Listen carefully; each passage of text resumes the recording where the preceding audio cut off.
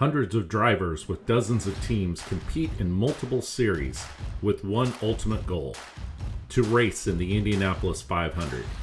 Yet each year, only 33 dreams come true. These are the stories that make up the 33 Dreams of Indy. For the first time since 2019, the Road to Indy and IndyCar Series were competing on the same weekend at Road America. And based upon the IndyCar results, the Road to Indy stars that have graduated from the series were truly shining in the IndyCar Series, with Pato O'Ward, Felix Rosenqvist having great showings and duking it out in race number 2 at Road America. Focusing on the action that took place with the Indy Pro 2000, both of the series on the Road to Indy qualified in wet conditions. The series were on the track at Road America on Thursday and Friday so that they could be out of the track in time for the Indy cars to come in for the weekend doubleheader. In the first race with the Indy Pro 2000, Daniel Frost only led one lap. That was the very last lap. He had qualified in the pole position, but due to a gearing issue, he was bumped back and had a penalty that he had to start at the rear of the grid, and he made his way all the way up by winning the race by 0.0556 seconds over Devlin DeFrancesco. Colin Comiskey, in his first run in the Indy Pro 2000, was on the podium for that race. The fast lap of the race was Manuel Suleiman, and he turned in that fast lap. That meant that he was on the pole for race number 2. Race number 2 was won by Artem Petrov from St. Petersburg, Russia. He started third in the race and was able to move himself into the winning position. Stingray Robb finished second, and Daniel Frost followed up his victory in the first race with a podium finish. Two drivers that do not want to even have you mention Road America again: Hunter McElroy, the rookie in the series, moving up from USF 2000, and Parker Thompson, both finished in the back half of the field, the back bottom portion of the field. Good solid showings for last year's USF 2000 champion, Braden Eves, in the first race. Let me check the details here.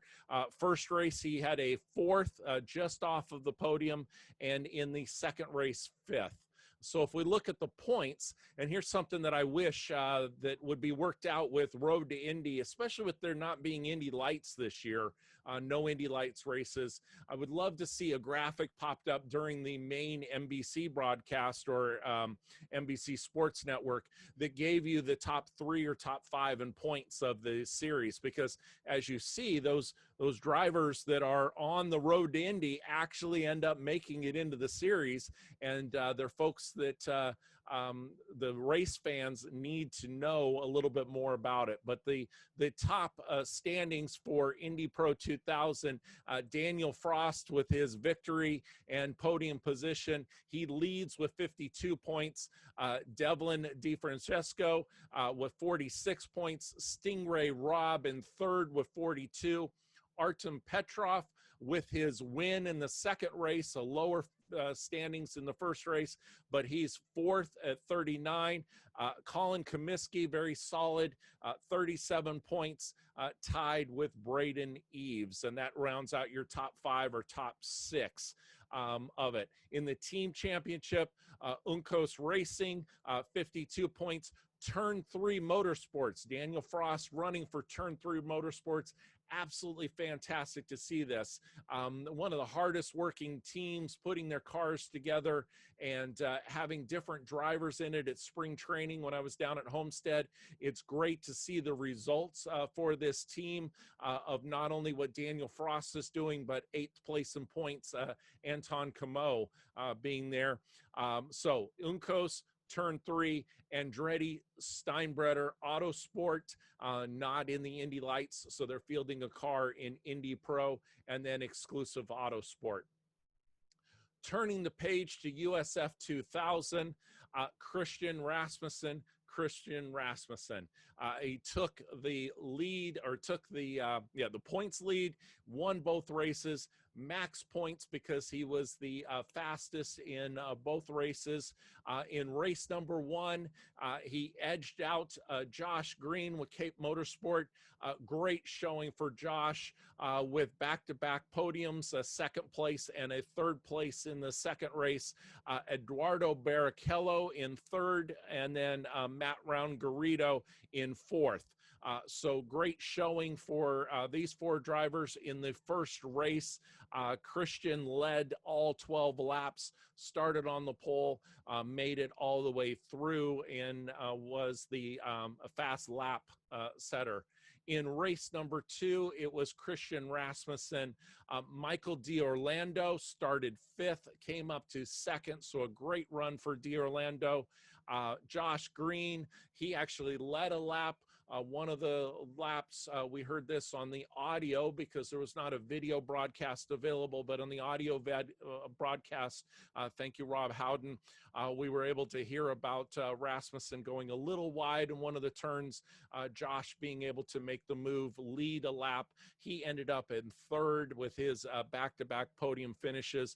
Matt Round-Garrido with another 4th place finish, and then the 5th place, Eduardo Barrichello. So points wise, max points for Christian Rasmussen, 33 points in each of those races. So 66 points, really not a surprise there.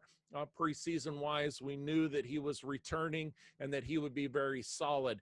Josh Green, the rookie, second in points at 47, Michael D'Orlando at 42, Eduardo Barrichello with 39, and Matt Round-Garrido with 38 points. Some difficulties for Nolan Siegel, Wyatt Burkacek, Max Kaiser, Josh Pearson, Jack William Miller. They'll be looking to bounce back at Mid-Ohio as they come back through. One of the bounce backs as well was Reese Gold, only collected 2 points in the first race, 14 in the second. He currently sits 11th, right behind his Cape Motorsport teammate, Kyle Duppel. And the Lucas Oil graduate and champion Prescott Campbell got off to a solid start. He's 9th in points.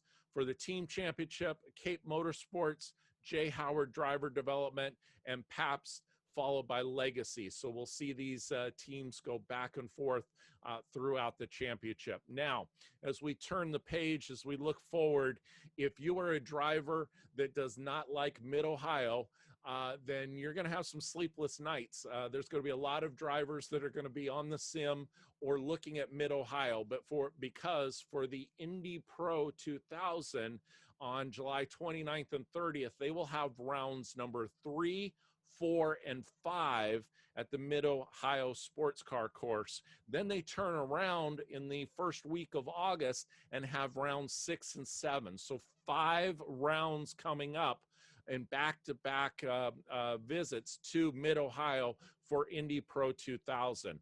Same type of structure and setup with this scrambled schedule will be going on for Indy Pro, for USF 2000.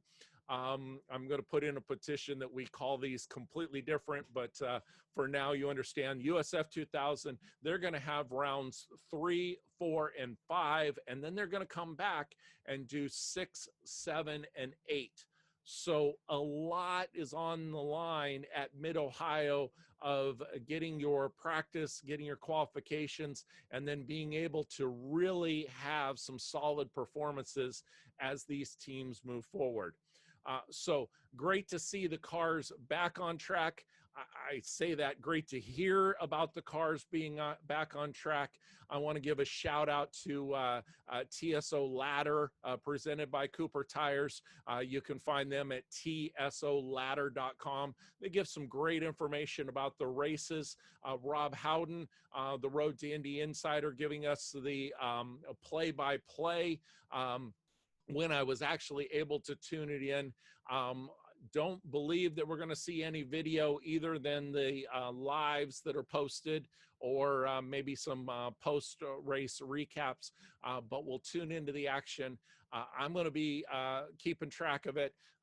Still stuck here in the St. Petersburg area as we're on shutdown here in Florida, but we'll definitely be keeping an eye on these future stars. As again, I repeat, as we saw it this weekend, those drivers that were in the top part of both races at Road America had their experience and came up through the ranks of Road to Indy, and it was absolutely fantastic to see. And these drivers that are really focused on this now compacted season are going to be the future stars, and we'll keep looking for them and telling you about them here on 33 Dreams of Indy. I appreciate everyone for subscribing, for listening in. It means a lot to me. All of the well wishes that you've given to me, I do appreciate it.